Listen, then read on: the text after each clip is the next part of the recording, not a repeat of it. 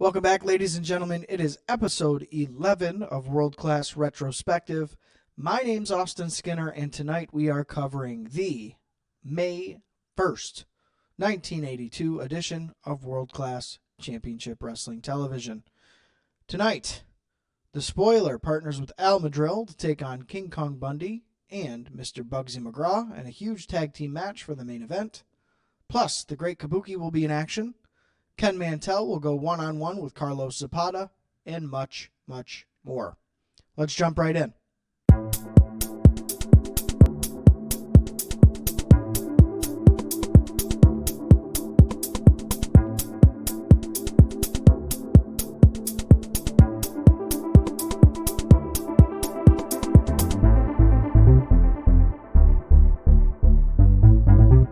Hey guys, welcome in this week. Again, it is May 1st, 1982 that we'll be covering, marching slowly closer and closer to that world-class Star Wars extravaganza coming up in June. For this episode, we do have that pesky broadcast note that we have to review from Peacock. According to them, this playback copy has been presented in the most complete form possible due to original production technical difficulties.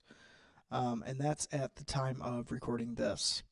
So, with that said, I don't think too much will affect us here, but there is some slight audio-visual hiccups throughout the broadcast. So if you're going to be watching at home, keep that in mind. This episode does indeed have that situation. Before we get into our match card, guys, remember, follow us on X/Twitter at World Class Retro. Drop us a follow there. And here on YouTube, make sure you are subscribed.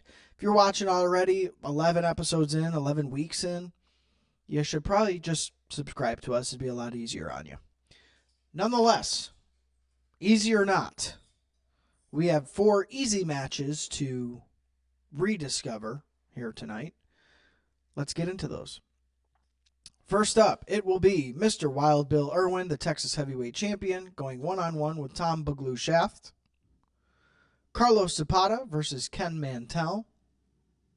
Third matchup, the Great Kabuki versus Mike Bond. James Bond. Main event, Bugsy McGraw and King Kong Bundy versus Madril and the Spoiler. Big tag team match there, as mentioned at the top of the episode. So with all that out of the way, you saw a couple new names there. Mike Bond being an enhancement guy. Ken Mantell has been around. He's been in other promotions. He's been a booker. He's a notable name. So that'll be kind of nice to see him getting maybe a squash match there with Carlos Zapata. We'll have to see.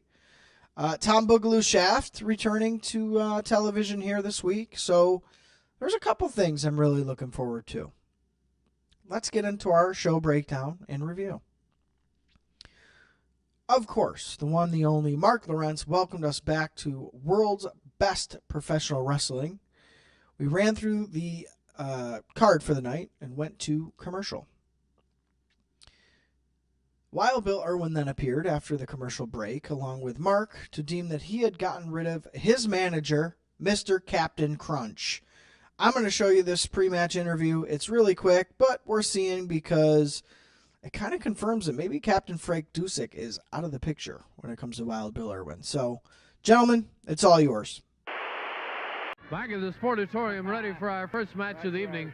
Wild Bill Irwin, you've got a big opponent tonight in Shaft. You and he both big men. I have something else to tell the people. That I have rid myself of that parasite Captain Crunch. I am now defending the Texas Heavyweight belt on my own, and I am looking for some good opponents. Some opponents from the area that think they are talented enough to get in the ring and defeat me for the 1, 2, 3. Right now, I got to go in here and defeat this very capable man, but he is not going to get the 1, 2, 3 on the Texas Heavyweight Champion. That's Wild Bill Irwin ready to go against Tom Shaft now as he crawls into the ring. Are we talking a face turn here for Wild Bill? Because, I hope not. He's been one of the most solid, consistent heels on the show for the last 10 weeks. This should be like a celebration. All right, full steam ahead. Freaking Wild Bill Irwin's a heel. And guess what? Captain Frank Dusek isn't in the picture. Thumbs up. So I'm kind of hoping that's the direction we're going. I don't want to see a face Wild Bill Irwin. I feel like that'll make no sense whatsoever. He's got to be mean. He's got to be a rough Texas, Arkansas cowboy guy. So I hope that's what he stays being. Let's go into his match with Tom Boogaloo Shaft, which opened our card tonight. It was scheduled for one fall with a 10-minute time limit. Shaft got a decent welcoming from the crowd. Mixed reaction from the crowd for Irwin, which, mostly negative, but still interesting that it was a mixed reaction. Are they that quick to buy stuff? I don't know. Nonetheless, Shaft wasn't taking any BS from the Texas heavyweight champion. He fired on him with strikes of his own at every turn. Irwin attempted to keep the bigger man cool with a standing side headlock. A big arm drag from Shaft sent Wild Bill staggering into the corner. Some more hold exchanges followed, Tom Shaft using some of Irwin's hair against him during this time. Shaft kept Irwin humble for a few moments with a side headlock until Wild Bill was able to break it, got Boogaloo down, and hit his signature knee drop for the finish. Atomic knee drop, I think is what he called it last week. My thoughts on it, I like that they gave Tom Shaft a fighting chance here. Though, do I feel like he shined more than the champion? Maybe, perhaps. I think the whole idea here was to make Irwin come off as a fighting champion on his own, so without Frank Dusek. I don't know if it accomplished that, but nonetheless, it was a decent little match. Nothing spectacular. I gave it 1 star.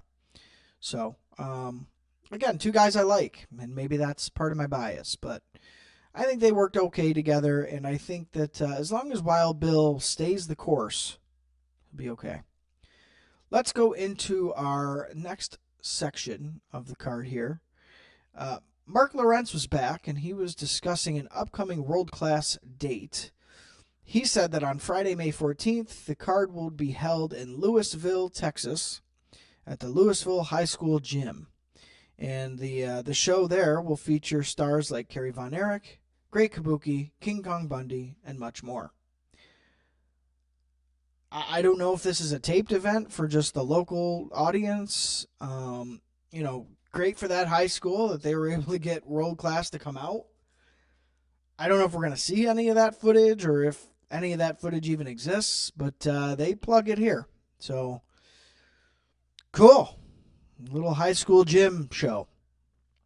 Not sure I would have bragged about that, but it's for the locals. So we'll just say that and keep on moving.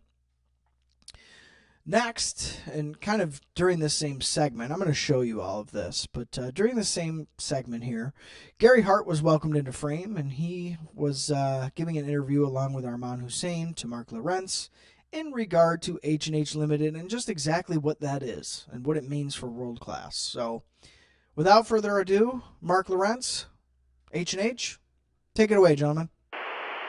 On Friday, May 14th, world-class wrestling will be held in the Lewisville High School Gym, Lewisville, Texas. Matches are sponsored by the Lewisville Athletic Club. Appearing on that card will be Kevin Von Erich, the Great Kabuki, King Kong Bundy, the Spoiler, Al Madril, Wild Bill Irwin, and Frank Dusek. That's May 14th, Friday night in Lewisville, Texas, world-class wrestling. With me now, Gary Hart, the Honorable Armand Hussein. Gentlemen, what exactly is H&H Limited? H&H happens to be an association of 2 of the most brilliant minds in wrestling. Speaking of Arman Hussein and myself, and what we have accomplished is scorned by people like Fritz Von Erich because he can't move us. He can't get us out. Every other wrestler, every other manager, every other association that's ever come to the state of Texas, the Von Erichs have run over top of, but not Hussein and Hart. And in a few weeks, the Dragon from Macau will be here, Armand? Yes, the Dragon. And we want you to know that H&H and its associates is financially equipped. We have the Royal Bank behind us. Money's no object. The incomparable Gary Hart is going all out to bring in the finance into the United States, wherever they come from. We are a unique organization that's designed to produce champions, and this is what we do. to produce champion, because we got what it takes to produce a champion, and this is what we're going to do. The H&H Associates is one of the most prestigious organizations ever been into this country, and we know you don't like it out there, but there's nothing you can do about it. But as I said before, we got money behind us. Can I say this? Von Erich, like it or not, Armand Hussein and Gary Hart will overcome you with such power and such evilness that you won't be able to believe it, because I and Hussein are here to stay. I do like this pairing. I think that Hart brings a certain credibility to Hussein, especially like in an interview setting. And the members of H&H Limited have proven to be pretty serious threats to Carrie and the rest of the family. Short and sweet interview here from these two. I am interested in seeing this dragon from Macau that they plan to introduce soon. They mentioned him a couple of times in this, and then Hussein kind of glossed over him.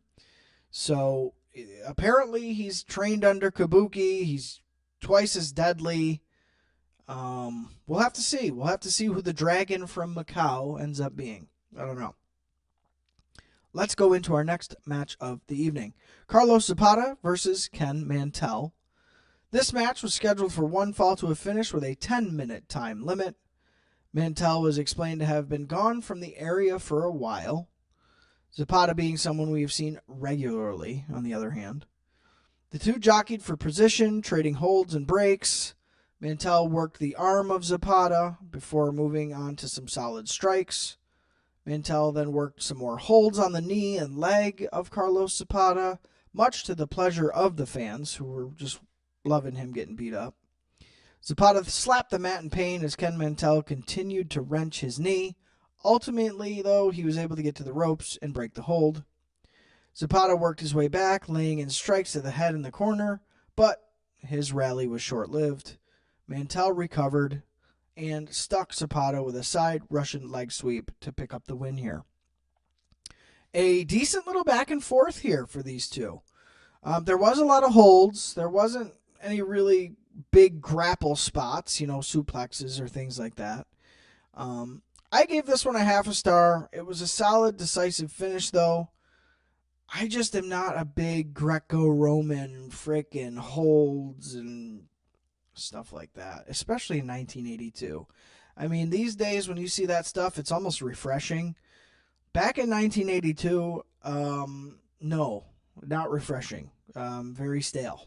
So I got a little bit of the staleness for Carlos Zapata and Ken Mantell, but nonetheless, I do want to mention, I think that Ken Mantell will be a nice addition to world-class television, and I hope he's booked more.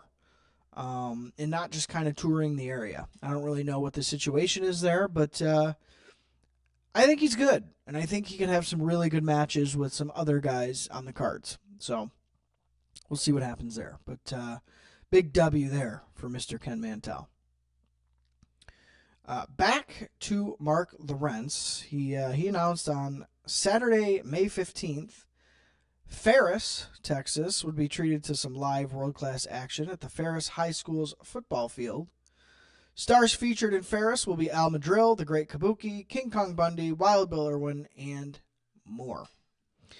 Again, this is some other different taped event, and I don't know if it really pertains to us here. It's for the local viewing audience at the time. Don't think we'll see any footage of that, but I will show you where Mark Lawrence talks about this, because it does segue into our next interview of the evening. Mark Lawrence, directly after this promotional plug, was standing by with Fritz Von Erich, and Fritz had a lot to say about the Great Kabuki, H&H Limited, and a whole bunch of other stuff. So, Mark, take it away. It's a world-class treat for folks in Ferris, Texas, as world-class wrestling comes to Ferris on Saturday, May 15th. Wrestling matches will be held in the Ferris High School football field. Unless it rains, and they'll be in the high school gym. And appearing on that card will be Al Madril, the Great Kabuki, King Kong Bundy, Wild Bill Irwin, the Spoiler, and Captain Frank Dusek. These matches are sponsored by the Ferris Lions Club. A spectacular night it will be on Saturday, May 15th. With me now is Fritz Von Erich. And Fritz, to hear Gary Hart and Armand Hussein talk, they've got everything going their way. Well, that's a matter of opinion. You know, now for the second time, they tried to put one of my sons out of the business, tried to cripple him, tried to injure him. Kevin is especially infuriated, and I can't say that I'm real happy myself. Just for the record, this very next week, right here on Channel 39, you're going to see Kevin versus Kabuki, and you're going to see me in his corner. That, friend, should be something else. Now, when that's all done, if there's anything left of Mr. Kabuki when my oldest boy Kevin gets done with him, then I plan to put the finishing touch on myself. I'm hoping that this will be the last chapter in the book as far as Kabuki, Gary Hart, this overstuffed water buffalo Bundy, and Gary Hart are concerned. Only time will tell. I will say this, Mark. Gary Hart himself is the instigator, the reason for all of this. Now we have none other than the Golden Dragon coming in here. And from all reports, from what I've heard, Kabuki's like a pussycat compared to this guy. So you've got to get back to the source, which means Mr. Hart himself is the man that is going to have to go. Well, the chapters in that book that Fritz von Erich talks about between Fritz von Erich and Kabuki are certainly long. Fritz von Erich anxious to close the cover on that book. I think Fritz did a solid job here of hyping next week's bout. I always like seeing a von Erich talk about Kabuki. I think that's just, it's peanut butter and jelly. Anytime somebody with the last name Von Erich is addressing a guy named the Great Kabuki, it's going to be good, you know? And that's what we got here. Fritz did mention the mysterious Golden Dragon. He called him the Golden Dragon and not the Dragon from Macau. So a little bit of a discrepancy there, what his name's going to be. Definitely somebody to keep an eye out for in the coming weeks. I mean, if H&H is hyping him up, and then Fritz mentions him and how dangerous he is, the guy must be pretty important. So we got to keep an eye out for this Golden Dragon from Macau. I hope he looks cool, because he's got like cool names so far. So we'll see. Speaking of cool names, the Great Kabuki was up next, taking on Mike Bond, James Bond. Again, this one would be considered under one fall rules, 10-minute time limit, kind of the standard. Bond went right after the Great Kabuki, but it was Kabuki who would unsurprisingly become the aggressor very quickly. Kabuki used his martial arts strikes against the taller man, keeping him kind of reeling and on the ropes. The Great Kabuki then hit a second rope throat thrust on his downed opponent and pinned Bond to gain the quick victory. So, kind of a flurry here for Mike Bond in the beginning, but he gets shut down pretty quick and then gets a chop to his throat for his troubles. This was a squash match for Kabuki here, though it was against a taller, healthier-looking opponent, and I'm not sure the victory came off as devastating as it was supposed to. Half a star here, and that's being generous. Bad pairing by World Class here. Mike Bond just looks pretty formidable, and I think the offense that Kabuki dished out just didn't look formidable. So definitely a clash of imagery there, if you want to say. It didn't come off good, wasn't a good squash match, and that's a bummer because Kabuki could have used it. I mean, Bundy's slowly outshining Kabuki a little bit as far as in the ring and on TV as the promotion's main heel. So hopefully Kabuki is able to recover quick off of this Mike Bond victory. Even though he won, it kind of hurt like a loss. So I'll keep it at that. But let's go to our main event, shall we?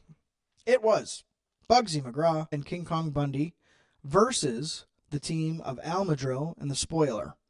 So right there, I mean, those four names, all guys that have either just recently returned to the promotion or have been featured heavily the last several weeks in one match. So this one should be decent. I mean, we should get some good time, some good match, and who knows? Maybe one to put a little asterisk next to for the year. We'll see. The main event of the evening was set for a 15-minute time limit with one fall. I like the team of the Spoiler and Madril visually.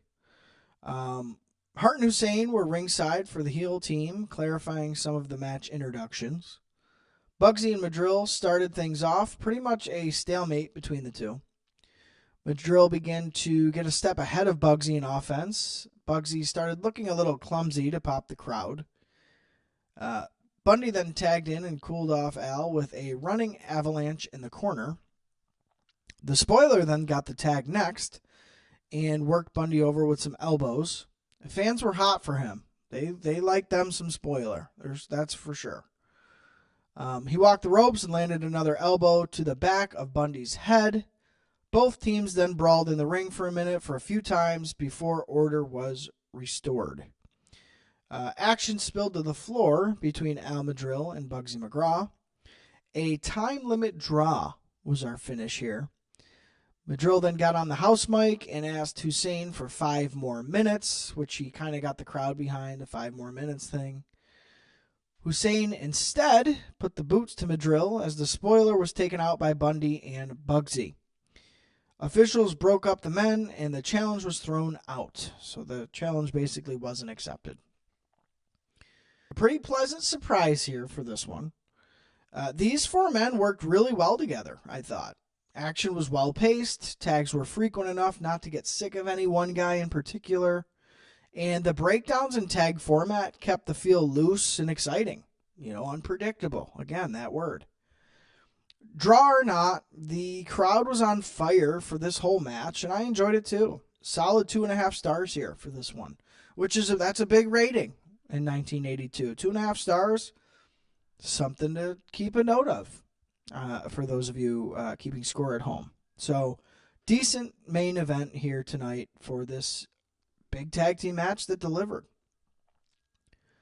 Closing out our show, Mark Lawrence let us know that Al Madril and the Golden Dragon will square off in 2 weeks' time. The Great Kabuki versus Kevin Von Erich with Fritz ringside is set for next week, plus much more. So some big announcements there to close us out. We're getting a big match next week, Kabuki and Kevin going one-on-one. Fritz will be at ringside. And the Golden Dragon quickly debuting in 2 weeks' time. I figured this was going to be held off till the Texas show, but apparently not, or the Texas Stadium show. But they're getting him right in here. They're going to get him right in here to work. So that'll be interesting to see how Madril take him on. Final thoughts this week. It definitely seemed to drag on a bit. The local match card announcements made several times in between segments. There was some lackluster action. Lack of the Von Erich boys. We didn't see any of the Von Erichs this week until the main event, right? A decent hot crowd became really fired up with the clash of the Spoiler, Bundy, Madril, and McGraw. So, yeah, until the main event, the show was pretty dead. Despite, some stars missing, we got a decent main event to close us out, and I think that's important. Some interesting developments coming out of here anyway as well. A possible turn for Wild Bill Irwin, ? I don't know if that's a thing or not, but we'll have to keep an eye on that. The debut of the new mysterious heel that'll be aligned with H&H Limited, again, apparently trained by Great Kabuki and that sort of thing. Speaking of Kabuki, Kevin perhaps finally putting Kabuki away once and for all next week. With all that was announced and the main event kind of coming off the heat of that main event, I was left wanting more and look forward to next week's battles. Where does Bundy go from here? Where is he and McGraw a team now? Is this going to be a more permanent thing? Because McGraw's kind of been in between, not really knowing where he's going. I hope they're not a team because Bundy does not need a comedy act by his side, and I do feel like Bugsy is more of a comedy act guy. Is he specifically doing that right now? No, but he's a comedy heel, and I don't know if I really like that with Bundy. I think Bundy needs to stay serious with Arman Hussein and the rest of H&H Limited, so I hope this was just kind of a one-off thing to get some good star power in our main event, but we'll have to see.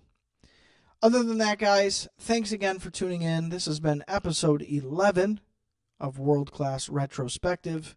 We will see you for episode 12 next Friday.